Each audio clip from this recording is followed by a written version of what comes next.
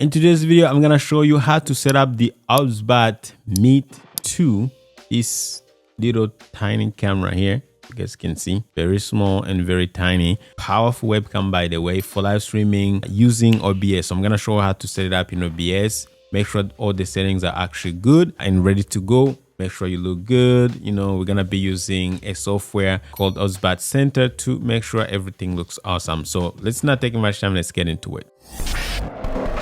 What's going on, guys? My name is Sammy, watching live production tips and tools helping you master live streaming. So the first thing you need to do, getting this webcam right here, of course, it uses USB cables. It's gonna come with the USB Type-C cable. You want to make sure you connect that cable. So I'm gonna go ahead and connect mine. Connect that to your computer and put it in front of you, an angle that you actually, you like. All right, that's that. All right, so mount it on the top of your computer and make sure everything's looking good. It's gonna turn on automatically. There's no on and off button. And the next thing, you're gonna go to obsbot.com and we're gonna download the software called OBSBOT Center. So we're gonna go here under resources, and then we're gonna go here where it says download. And then we're gonna go ahead and choose OBSBOT Meet 2, which is this one right here. So always make sure you choose the right camera.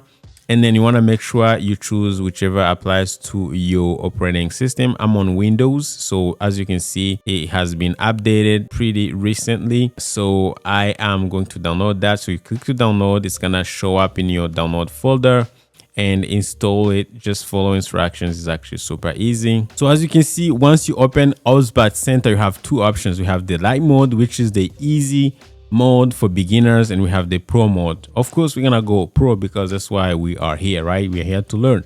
We're gonna go with the pro mode. That one is gonna be more complex. It's gonna give you more options. Make sure you get the best out of it. Now it's gonna ask you to choose if you wanna go landscape or portrait. So we're gonna go ahead and choose landscape for now. And it's gonna give you some guides here. Again, we can skip all, and AI gameplay. We can skip all this stuff. We don't need it. Okay. Now, as soon as you open it, it's gonna detect the camera that's connected. And right now it says the camera is sleeping. So we can actually go ahead and click to resume. And if you wanna preview the camera, you can actually click this camera icon here. And that's gonna allow you to preview the camera. But before you send it to OBS, you're gonna have to actually close this preview because you're not gonna be able to get both. All right, so this is what the frame looks like. The framing, again, you can adjust it. Like as you can see, like straight out of the box, guys, like the image looks super awesome. That's why I love this camera. That's why I love OBSBOT cameras. Really, they have done a good job with the color science and everything. Their cameras just look good straight out of the the box. Sharp, is the contrast is right. It's just, I don't need to do any color grading. Just the image is just amazing. And like, I don't even know what I'm gonna do. Anyways, but I'm gonna show you the best settings still. So going here under console, if you wanna do auto framing, you can do it. Again, for most people, you probably don't need it. So we can actually turn it off. Auto framing is like if maybe I was far away and I wanna, kind of be walking around, it can actually frame, put me in the center, make sure it puts me in the center. So you probably don't need it for now. And we can also set up some presets here. So they say there's wide angle, and then medium is like it's gonna zoom in, and then it's narrow. This is like super zoomed in. Again, this wouldn't work for a scenario like this one, but if I was somewhere maybe here, you see that maybe I can, switch from this to this and to that. So it depends on what you're doing. Maybe if you're doing like, fitness and you're far away from the camera, yeah, this could be useful. But other than that, you probably just want to leave it to, because the lens is not super wide. So you can leave it the way it is, really, no problem. And then the next thing we're going to do is, you can see again for the gimbal, it's not going to do anything because it doesn't have a gimbal. The only one that has a gimbal is the OBSBOT. The other cameras, not the Meet versions, but the Tiny 2 and Tiny something. Those ones have gimbal, right? So now we're gonna go to image, and then we're gonna go to autofocus. Obviously, you wanna make sure the autofocus is turned on. And autofocus mode, you wanna make sure it's on face, because if you do global, it may start struggling depending on what you're trying to do. So the best thing is to put it on face. So whatever you do, wherever you go, it's just gonna track your face. Exposure, if you want, you can set up to auto exposure. All right, now auto exposure It may work well, sometimes it may not work well. Okay, so as you can see, it's kind of overexposed, but it's not bad. So auto exposure works if you're in an environment where your lighting keeps changing. You can use auto exposure. Now, if you are in a studio like this one where the lighting's controlled, you probably don't need to use auto exposure. You can just turn it off, and then you can just set it up manually. And as you can see, you can set up your shutter speed. It's 100/60. That's perfect if you're doing 30 frames per second. And your ISO, I put at 1100. But again, you can lower it, you see, until you see like you get something that you like. Now, for ISO, you don't want to have too much ISO, because you do too much ISO, you're going to start getting some noise. So we can set it up to where it actually looks good. So again, 1000 something actually looks good and doesn't look that noisy. So I think this kind of looks good to me.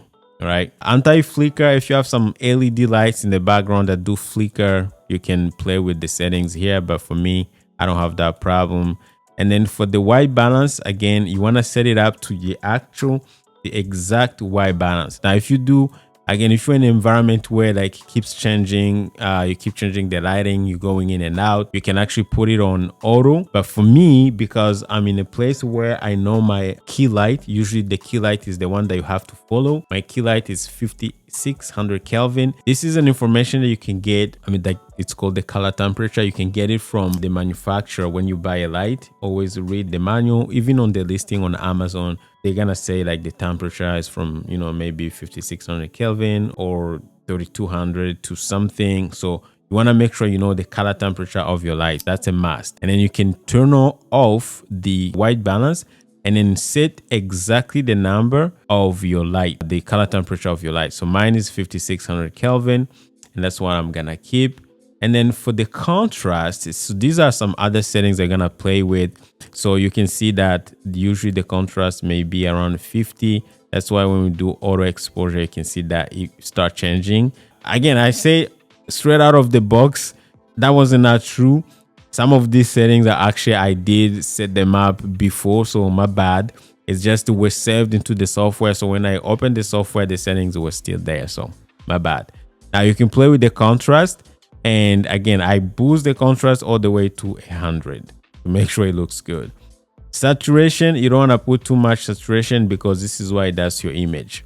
So you want to make sure saturation, I think was around 46. Yeah, 46, not even 50. All right. So you want to make sure you put it around 46. Just look at the image, see if it looks good, and keep it that way. Sharpness, I put at 30. I think it was too sharp at some point, and I had to reduce it just to have like some smooth skin.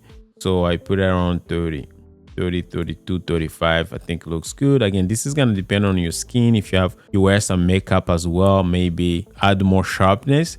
But for me, I don't have any makeup, so I want my skin to look a little smooth. You know what I'm saying? So hue, just leave it at 50. You don't have to touch it. And guys, this alone looks really good. Okay, I don't have to do much. And now we have another feature called the beauty feature here. Okay, if you turn around, oh, there's another cool feature before we go to beauty feature. Yeah, anyways, beauty, if you turn on blur, all right, you can blur the background, but sometimes it's just gonna blur other stuff that you don't want. Like you can see my microphone is affected. You can reduce the blur level and put it to something like 1. But again, you can still see like my microphone is affected and I don't like it. So maybe if I didn't have a microphone, okay. But because I have a microphone in the foreground, this feature doesn't do me any good. So I don't use it. If it works for you, don't put too much blur. It's not going to look good. So you want to make sure you just use enough that's going to make sure you know you have your background just a little blurry, something like this. Like if you didn't have a microphone like me, you can see, yeah, not good really. So again, just be careful when you're using these effects, because sometimes they look a little amateur. So let's turn it off, and then we can go to retouch and filters. So this is for the beauty. So let's go to men. Again, if you're a woman, you can use the woman feature or classic. All right, this is the classic. So now this is where you start really like using AI or something, and then it turns you into something else. Right, so it's where we're gonna cover this in a different video. but you can see like you can add a little bit of smooth, you can add a little bit of to clarify, you can make your face slim, which I don't know if I need that. Just gonna make me look like something that I'm not. You can see, oh my god. All right, so this is gonna be for a different video, so but I just wanted to show you guys that it's there if you want to go the extra mile and make sure you look good. All right, so beauty features, we leave it the way it is. Everything else, guys, gestures, most of these things are going to apply to other cameras. These ones, actually this one does the gestures too, I believe. So yeah, you can do the auto framing, by the way, but another thing is you want to make sure you upgrade the firmware. So that's another thing. Like for the camera, you can see that there is a firmware version available, so we can go ahead and actually update it. That's part of the settings, just to make sure the camera is updated as well. It has the latest firmware. It's just gonna restart it real quick and it's gonna come back to life. All right, so now it's upgraded. So now under more, as you can see, we have some audio settings as well. Again, this one you're probably not gonna be, I don't think you should be using the audio from the camera, but if you do, you have some settings for that as well. But under more here, you have the auto sleep if you want it to sleep, which is good. When you're not using it, you shouldn't have it stay on. You have gesture, auto framing. Again, some of these things you probably don't need them, but if you do, you can choose, you know, if you want it to auto frame upper body, lower body. So these are things, guys, I'll let you play with these things really. And then you have audio, microphone status during sleep, you know, all this stuff, auto gain. Again, audio probably I wouldn't recommend you use the microphone from this camera really. And mirror image, if you want to mirror your image. Again, when you mirror your writing on, if you have writing on your shirts, usually it's gonna look a little weird upside down. So but if you want to do it, you can do it.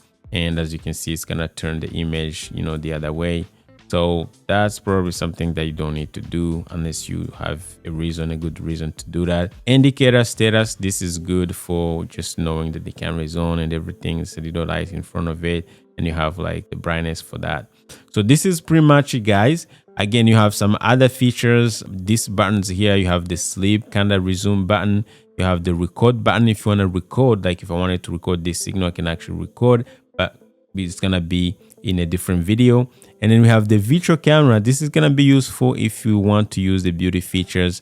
And you have the beauty features, and then we have the remote controller, and then we have more stuff. Again, some of this stuff, we have the hotkeys. Some of this stuff do apply to different cameras. Some do apply to all the cameras. So, but for now, for what we actually need, guys, this should be enough. As you can see, my image looks really good. It's not too contrasty. Has enough contrast. If I go live, I'm gonna look good on camera. And then the next thing I need to do now, you need to close this preview because we already have all the settings. Now we can go ahead and open OBS, and then we can add the camera with all the settings that we actually have. So we already have a scene created. We're gonna go under sources, hit the plus sign, add a video capture device, and then we're gonna call it Meet, and then we're gonna hit OK. And under device, we're gonna go ahead and choose OBSBOT Meet 2 stream camera, and then device, we can go under resolution, we're gonna go custom, and then we're gonna choose 1920 by 1080. We don't want to do 4K, but if you need to do 4K, you can actually do 4K. And as you can see, the camera is gonna show up and it's looking sharp, good, and all the settings, man, like the image is amazing, right? And once you're done, everything else you can leave the way it is. And maybe FPS, you can change it to 30 frames per second. Video format, you can just leave it the way it is. Color format, you can leave it the way it is. Everything else, just leave the way it is. It should be fine. So as you can see, we have a beautiful, good looking image here in OBS. And the camera is really looking good and the settings are perfect. Now, one thing, guys, that you have to be aware of, okay? Right now, I have OBSBOT Center open. If I go to image, right, you can see that all the settings are still there.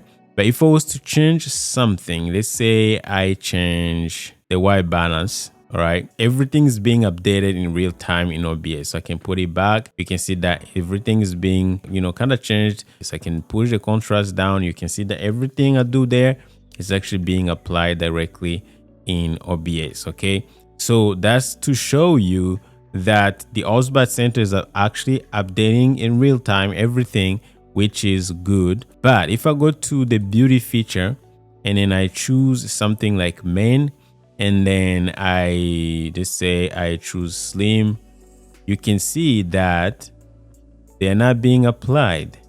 See, all the beauty features, you know, I'm actually applying to myself.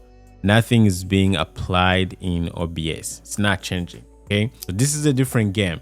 And if you want to know, because the beauty features, if you are into the beauty niche, or even if you're doing just whatever I'm doing, just talking head videos, and you want to make sure you look good and, you know, retouch your face and everything, obviously you can take advantage of the beauty feature. And that works with the Meet 2 and any other OBSBOT camera. Most OBSBOT cameras, including the Tiny 2, Tiny 4K, or the little tiny awesome cameras from OBSBOT. You want to take advantage of the beauty feature, you want to make sure you watch this video right here, because I'm gonna show you how to actually use the beauty feature and be able to send that image to OBS. It's the secret. So watch this video right here where I'll show you how to do it. All right, guys, I'll see you there. Take care.